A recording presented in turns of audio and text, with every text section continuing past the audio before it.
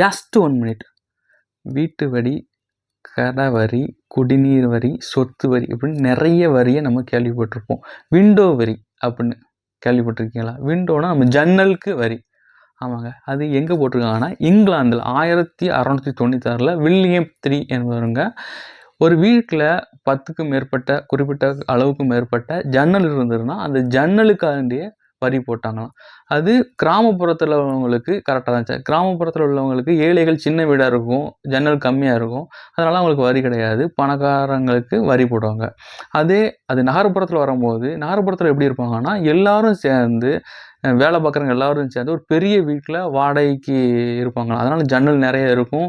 அங்கேயும் ஏழைகளுக்கும் வரி போடுற நிலைமை உருவாகிடுச்சு. அதனால் இந்த வரி போடுற முறை சக்ஸஸ்ஃபுல்லாக நடைமுறையில் இல்லாமல் போயிடுச்சு. ஜன்னலுக்கு கூட டேக்ஸ் போட்டிருக்காங்க, பார்த்துக்கோங்க. Thank you friends.